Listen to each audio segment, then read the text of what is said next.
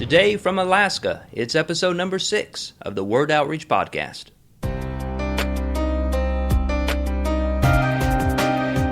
Welcome to a place for encouragement in the Christian walk. My name is Rudy Vaughn, and this is a podcast dedicated to helping Christians to grow in their faith. And it also has an international flavor to it because we hear from missionaries from around the world as they tell their stories about God's work in their lives. Today, I'd like to talk to you about enjoying the Christian walk and living without regret. I'm excited to begin sharing with you 3 important steps to take and 1 habit to build. These are things that God has used to change my own life, and so I wanted to pass them on to you. And then we'll hear about one family getting started on their missionary journey in Asia. We've been here just a little over 2 weeks, and Taiwan experienced one of the worst earthquakes they'd ever had, a 7.6 on the Richter scale. That's Dave Brown, longtime missionary in Taiwan.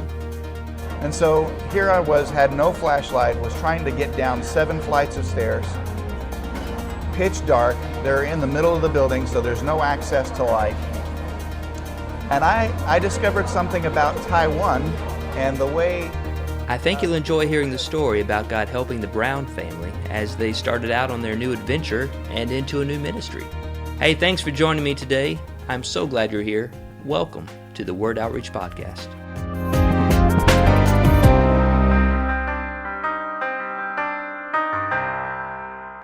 In John chapter 10, verse 10, Jesus lets us know that He came that we would have life, and even more than that, that we would have it more abundantly. I enjoy being a Christian, and I enjoy the Christian walk. Now, I'm not saying that sometimes I don't face frustration and discouragement, and there have not been difficult times in my life, but overall, I really have enjoyed being a Christian.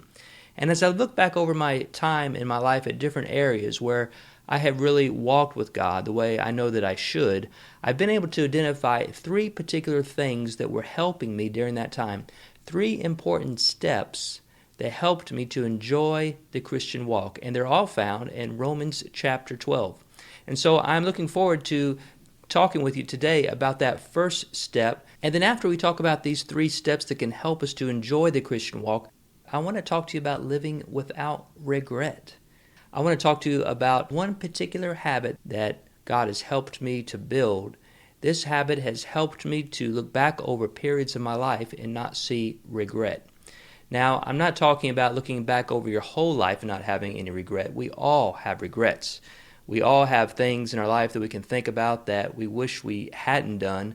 We regret those. What I'm talking about is looking back over certain periods of time in your life when you can see that you have been able to overcome sin, when you can see that you were able to have victory over things that before you used to struggle with. Maybe there are certain sins that you can think of in your own life that have kept you from enjoying the Christian life. Well, there's one particular habit I want to pass on to you that has helped me to move from periods of days and weeks to periods of months and years that I can look back on, and I can see that I've not struggled with those things the way I used to. So let's get started looking at that first step that you and I can take that can help us to enjoy living the Christian life. Romans chapter 12, verse 1.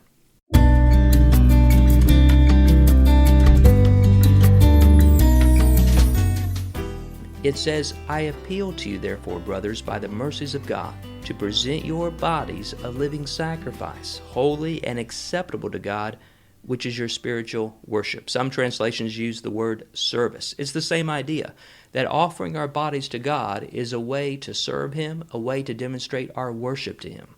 So the first step that you and I can take that will help us to enjoy the Christian walk is embracing the attitude that our body is dedicated to God. Because of His great mercy, because of what He has done, He has redeemed us, He has changed us. We are compelled to offer ourselves to Him as a way of worship. Every Christian should have a time in their life when they dedicate their body to God. That's what it means. To present your body as a living sacrifice is to offer your body to God for Him to do with whatever He wants to do. So in case you're wondering, well, how is this going to help me to enjoy the Christian walk? Well, I want to give you 3 reasons. But before I give you the 3 reasons that this will help you to enjoy the Christian walk, there is one important verse that you and I need to think about. It's 2 Corinthians 5:17, and it says this, "Therefore, if anyone is in Christ, he is a new creation. The old has passed away, behold, the new has come." If you have truly become a Christian, if there was a time in your life when you expressed to God the desire to depend on Jesus Christ dying on the cross for your sins and being risen from the dead, you expressed to God a desire to follow Christ, if you are truly a Christian, if you and I have truly been saved, then the fact is we have become new people in Christ. That's what we learn from 2 Corinthians 5:17. We are a new creation. We are a new person. And so the first reason that having an attitude of dedicating ourselves to God, the first reason that this is going to help you and I to enjoy the Christian walk is this. Dedicating yourself to God is what the new you really wants to do. And when you and I embrace this kind of attitude, there will be less frustration in our Christian walk. You are a new person. You and I have been changed. This is what the new you really wants to do. Do you remember the attitude that you and I had when we first became a Christian? We were so excited. God had changed our life. God had taken us off this path to destruction, to eternal punishment for our sin. And He had redeemed us. He had changed us. And we were so excited. We were ready to offer ourselves to God. We would have done anything for God. When we became in Christ, we became a new person. And our new person wants nothing more than to worship God. Having an attitude of dedicating our bodies to God is what the new person inside of us really wants to do. Now here is why this helps us to really enjoy the Christian life. If the new person that you and I have become wants to worship God, that's how we really feel on the inside, because we've been changed. But on the outside, our bodies are being dedicated to ourselves. Our bodies are being dedicated to serving ourselves and really essentially worshiping ourselves, just taking care of what we want, being concerned about only our own desires and our own image in front of people. Well, if this is what the body is doing, is serving ourselves, but inside we've been changed and we really want to serve God, it's only natural that you and I experience frustration in our Christian life. Think about something that you really like to do. Let's say, for example, that you enjoy doing art. There is a real artist inside of you. You love to draw, you love to do crafts, but what if you were never, ever allowed to do art? Imagine the frustration that you would have. Or maybe let's say that you love being outside. You're a real outdoorsman. You love going hiking. You love going camping, maybe being up in the mountains and in the woods. This is what you love, but you were never, ever allowed to go in the outdoors. Wouldn't that be frustrating for you? Well, the fact is, the new you inside, the new person that you have become, really wants to worship God. The new person you've become wants to dedicate their body to God and wants to live for God in every way. But if your body is only serving yourself instead of being dedicated to God, then the outside is not matching up with who you really are on the inside. And it's only natural that there's going to be frustration.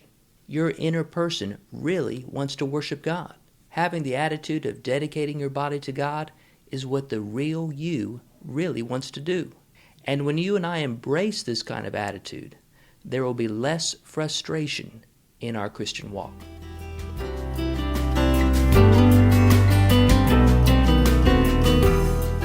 The second reason that dedicating our bodies to God will help us to enjoy the Christian life is because it's what the new you believes is the right thing to do. This is what the new you really believes is right. Having the attitude that our bodies are dedicated to God will help you and I to become confident about our faith. Romans 12 verse 1 talks about offering our bodies to worship God, not worshiping ourselves. A person who's not really been changed, they don't believe in offering their body to worship God. They're more concerned about serving themselves.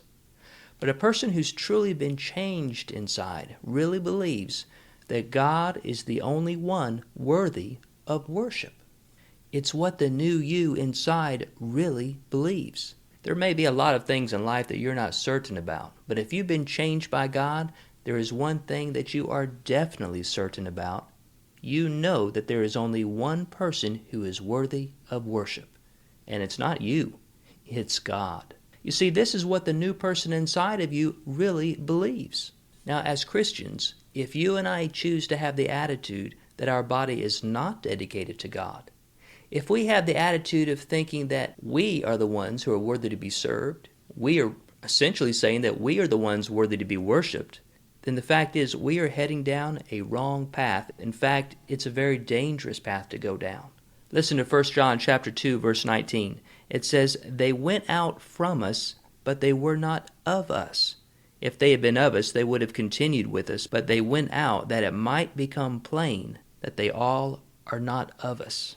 A person who continues down this path reveals the truth about themselves.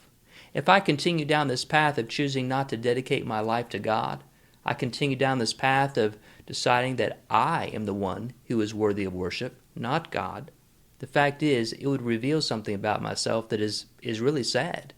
It would reveal about myself that maybe I have said that I'm a Christian, but I'm really not. Maybe I have said that I worship God, but my actions are revealing that I really haven't thought that way. I really don't have a changed heart. I really am not a new person. If you and I continue down this path, it would reveal that we never belonged to God in the first place. But a person who continues through life with an attitude that their body belongs to God, well, this person will enjoy something special. This person will enjoy a confidence that they have truly become a new person in Christ. Because going through life with this attitude that my body is dedicated to God is the kind of attitude that the real person inside really believes is the right attitude to have. As you look back on your life and you see how you have grown in your Christian life, as you see the fruit of God's Spirit working in your Christian life, helping you to live a life that is dedicated to Him, well, what you're looking at is evidence.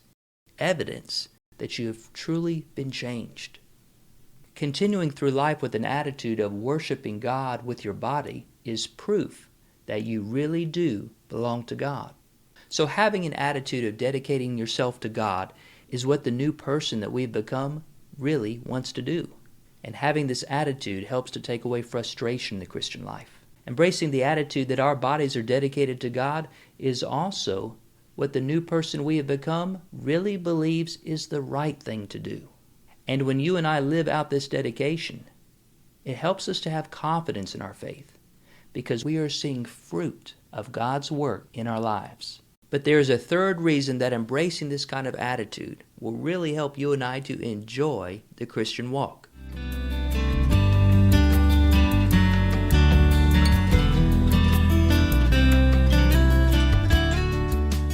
There are 4 important words I want to look at in Romans chapter 12, verse 1.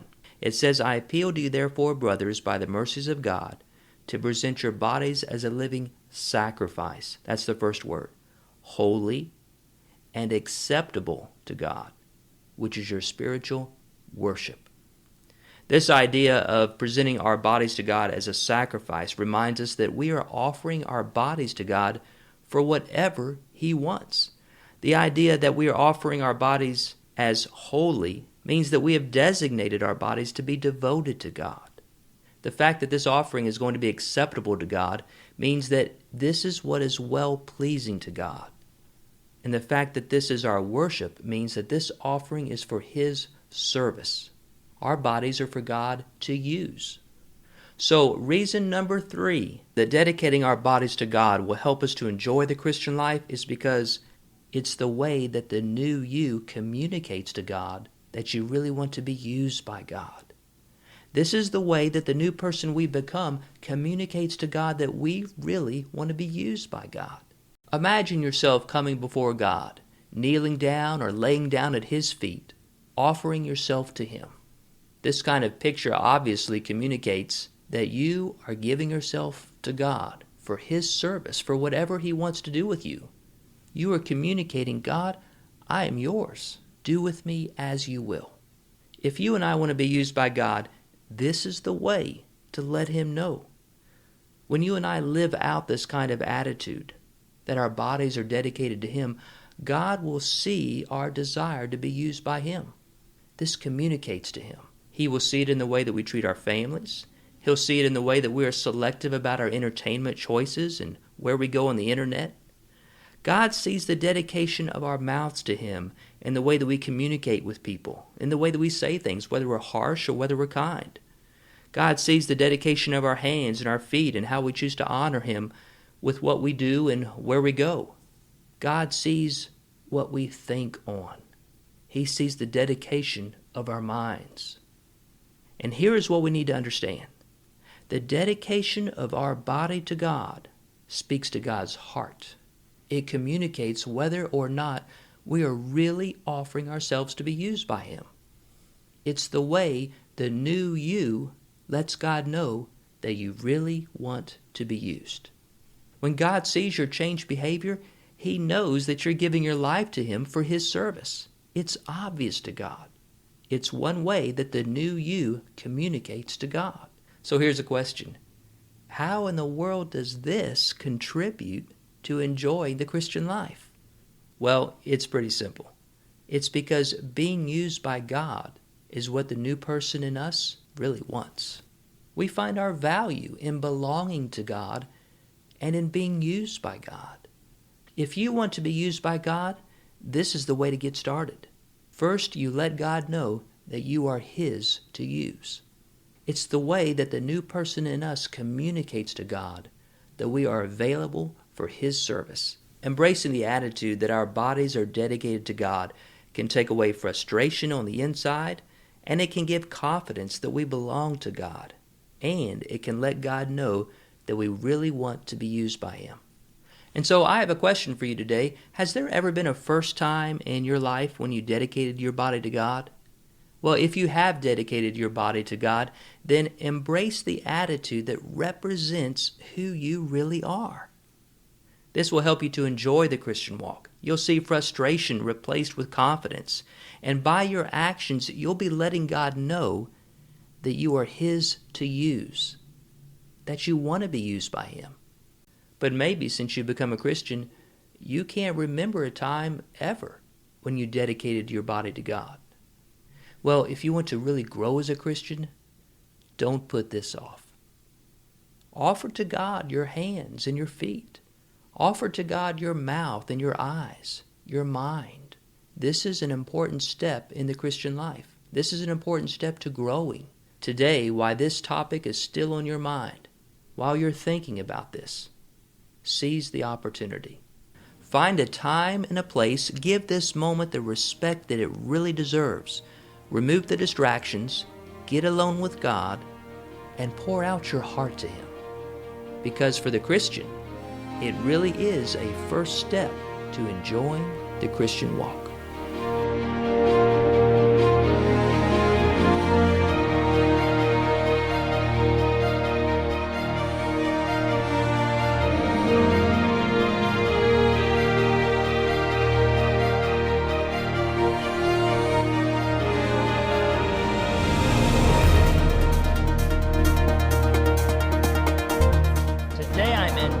Taiwan with a good friend of mine. This is Dave Brown, a missionary to Taiwan. Thanks for joining us today, Dave. Glad to be here. Here's part one of the interview in a very busy coffee shop. I'm excited for people to hear this interview. Dave and I have been friends for several years now. I met him, well, I guess it was back in 2002 maybe when I came through here. Probably the first time. Yeah. And he's become, to be honest, a real encouragement to me in my faith. And I appreciate that, and I'm excited for other people to hear a little bit about your ministry. So let's start from the beginning. Okay. I'd like to find out a little bit about how long you've been a missionary here in Taiwan, and a little bit about your family. Okay. Well, we arrived in Taiwan in September of 1999. My wife and I at that time had 3 children. Our oldest daughter at that time was 7 years old, and we had a 4-year-old son, Nathaniel, and Annalisa at that time just barely turned 2 years old. So all she remembers is Taiwan, growing up here. Now, speaking of growing up, where did you grow up? I grew up I grew up overseas. I never lived in the States, so I went to college. And I lived 8 years in Venezuela and 15 years in Singapore. So I guess you could say I was kind of prepared for this kind of work. Your dad worked in the oil industry, is that right? Right. My dad was a chemical engineer, and if anybody has ever known people that lived overseas, most of the time it's business people, and I lived the typical expat lifestyle, pretty wealthy. And so becoming a missionary was quite an adjustment because I'd grown up in a very different kind of lifestyle. But it was all part of God's plan in preparing us for this time. So how did you know that this is where God wanted you to spend much of your life? Well, it's interesting. My wife and I both had felt called to mission work in Asia. She originally felt called to mission work in South America, but then her home church got involved in the partnership evangelism of Southern Baptist Missions, and their church took a couple of trips to the Philippines, and she, as a high school student and then later on in early college years, went with them on those mission trips. And she says the first day she landed on Philippine soil, she felt like she'd come home, which was really interesting. So we met in college. We both felt a call to missions in Asia, but God's plan for us was a lot different than we had anticipated. I guess the best way to describe it is because I was Southern Baptist, we thought we would go through the regular ropes of joining the International Mission Board, going through the appointment process and going with them. And every time we pursued that direction, God just slammed the door in our face. And we'd even gotten to a point where we were living in California, going to Golden Gate Seminary, where we had given up on the idea of missions because the mission agencies, we didn't qualify because two of our kids were born with cranial facial disorders, which meant that our family was a high risk as far as insurance was concerned, and the mission board was self-insured. And so they wouldn't appoint people that were going to end up having lots of surgeries and things like that. So we kind of felt like, well, God, you brought us to California. I guess this is our mission field. So we went through that we were in California for 14 years. And when we least expected it, I was happy. I was serving in a church in Sonoma, California. It was beautiful country. I mean, it is some of God's country. Out in the middle of the vineyards and these rolling hills. Just beautiful place to live. Very satisfied, loving my church. One Sunday we had gone to my mother-in-law's house in Sacramento after church on Sunday. And my wife was reading the California Southern Baptist newspaper, which of course they show ads of churches, what's going on, what churches need pastors and things like that. And so it was not unusual for us to read those from time to time. But this particular time we saw an ad that was kind of different than we had usually seen in a California Southern Baptist. It was an ad for a church in Jakarta, Indonesia, that was wanting an English pastor to come and pastor their church. And Terry showed that advertisement to me, and the Holy Spirit quickened my heart.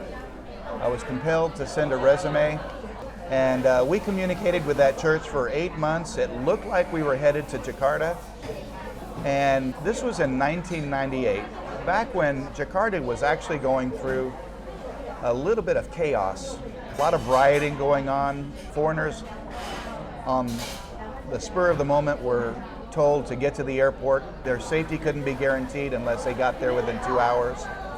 And so here I was with 3 little kids at that time, and the church finally just sent us a note and said, we just don't feel comfortable bringing you with a young family into this environment. It seems to be too dangerous and would be very hard on you guys. And when it looked like we were obviously going to be able to be the missionaries God called us to be, all of a sudden our hopes were dashed. But God knew what He was doing. 2 days later, I was finishing up my seminary. I was in, ironically, my multicultural ministry class. And a pastor from Taiwan was speaking in our class. He was one of the pastors. And afterwards, a very dear friend of mine who was in my class with me was a girl from Singapore. Of course, I grew up there. And she and I had talked throughout the past 8 months about the possibility of going to Jakarta, and she said, this would be perfect for you. And so I went up and talked to Stephen Lee, who was the pastor of Grace Baptist Church in Taipei. For a few moments we talked. He told me to send a resume to the senior pastor in Taiwan, which I did very promptly. And the next thing I know, within a month or so, he was in San Francisco. We got together and met. Just a couple of months later, I was getting ready to graduate from seminary. The night that I graduated, my wife and I hopped on a plane, flew to Taipei, Taiwan, right from the commencement service straight to the airport. And we spent 10 days there just to see if this is where God was leading us. And without a doubt, I remember that I preached on a Sunday night, at a Sunday night service. And as I was giving the invitation, 20 people came down to receive Christ. And God confirmed in my heart, this is where I want you to be. I'm about to bring a great harvest of souls in Taiwan. And so we went back, got our affairs in order, packed a crate to send to Taiwan, and waited for our visas to come through. And when the visas came through, the next thing we know, the 5 of us were on an airplane to Taipei. Wow. And that's how we knew God wanted us to be there. Wow. Yeah. Once you believed that God wanted you in Taiwan and you went back home, tell us a little bit about the transition. When somebody's thinking about becoming a missionary, you mentioned about getting your affairs in order. What's that going to mean for a lot of families who are going to be heading to the mission field? Well, if you have car loans and things like that, you got to figure out what to do with your car, and you've got to figure out where you're going to put all your belongings. If you have furniture, you got to get rid of stuff, and so that's what we had to do. We had to get rid of our almost 3/4 of our household, and we had to decide what we wanted to take and what we were willing to leave behind. And that was an adjustment because, we'd been married already at that point for 14 years. And you accumulate a lot of memories and different things, and we had to look at those memories and say, it's just stuff. Even though there's a lot of memory behind it, we had to be willing to let go of those things, and we had to go into an environment where we didn't have hardly anything, and we had to buy stuff when we got there. And so there was a lot to get ready. We had to go spend time with family and kind of prepare to go. We went through the grueling process of getting the visa, which was a nightmare. We spent over $1,000 just in mail, sending forms back and forth, and oh my goodness, that was one of the most trying challenges I've ever had to face. It was just trying to get a visa to get to Taiwan. Really difficult. But once we got here, we felt like we came home. Although, when we first got here, we'd been here just a little over 2 weeks, and Taiwan experienced one of the worst earthquakes they'd ever had. A 7.6 on the Richter scale. 2,000 people died in that earthquake. What year was this? In 1999. We arrived September 6th, September 21st, the earthquake hit. And shook us up pretty good. We were from California, so we were used to earthquakes. That wasn't a big deal, but we were on the 7th floor of a building, never had been in an earthquake in an upper level apartment like that, and had never been in an earthquake quite that strong. And a lot of people heard about that earthquake, but what they didn't know is that there were 3 other very large earthquakes, 2 6.8 earthquakes, 1 6.9 earthquake, and the ground never stopped shaking for an entire month. We had over 4,000 aftershocks. Wow. And so we literally felt like we had been living on a pier. You never felt like the ground was firm, or it just was constantly moving.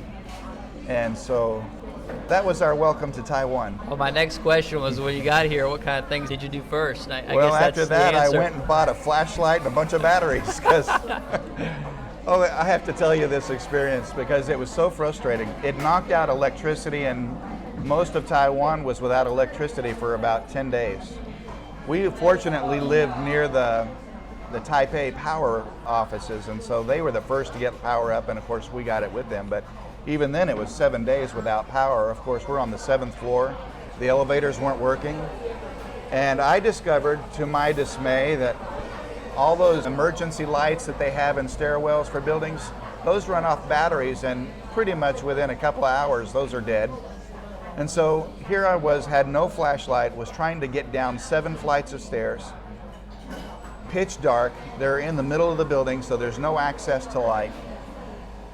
And I discovered something about Taiwan and the way the people live. They use their stairwells to store stuff.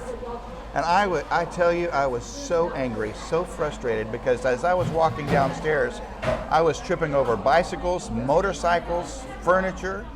I thought if I had to leave this building in a hurry to save my life, I would die, because I could never get past all the stuff in the stairwell. And I had to learn to adjust to that. Fortunately, soon after that, and I'm sure it was prompted by the earthquake, all of a sudden all the stairwells were forced to be emptied out, and people couldn't do that anymore. But that was a very difficult situation. I actually arrived down to the first floor with several bruises and bumps because of falling and tripping, and got down there, bought a flashlight, put batteries straight in it, and walked back up the stairs with some eyesight. And what I saw when I walked up the stairs was appalling. I couldn't believe the amount of stuff that was blocking people's safety. Wow. But that's what we had to adjust to, and those were some of the things. And it was hard. I was ready to send my family home, because you think of that one earthquake, that's enough to scare anybody. Our bed, it happened at 2:30 in the morning. It's always worse when in the middle of the night, because you feel hopeless. It's dark, you can't see. The emergency services, you think, are a lot harder to get to, and it happened at 2:30 in the morning. For us, it wasn't that big a deal, but our bed, just to give you an idea of how bad it was, our bed moved 4 feet each way because of the shaking. I'd never been in an earthquake quite like that before. And I was ready to send my family home, because I was afraid this is too dangerous. Who's to say with these big earthquakes and the constant shaking that these buildings, concrete buildings, haven't been compromised already somewhat? And who's to say that maybe we're not going to end up in a pile of rubble, And so I was ready to send them home, but my wife said, if you stay, I'm staying. And so we stayed, and we suffered through it, and God, through that, gave me a message to our people about how to handle life's disasters, because we'd just gone through one, and it was quite an ordeal. It was so interesting, because in that event, every person in Taiwan knew somebody who was affected, who lost somebody in that earthquake. There were so many people who died that almost everyone either knew somebody or knew somebody who had somebody die in that earthquake. And it obviously shook the country. But I also believe that it also opened up, as tragedies often do, an openness in people to the gospel. And those first couple of years after that earthquake, we saw many, many people come to Christ through that.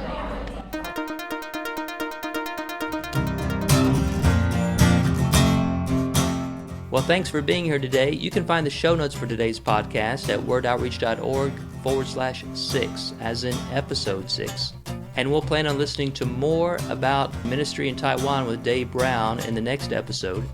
My name is Rudy Vaughn, and today I'd like to encourage you to embrace the attitude that our bodies are dedicated to God. Thanks for listening today.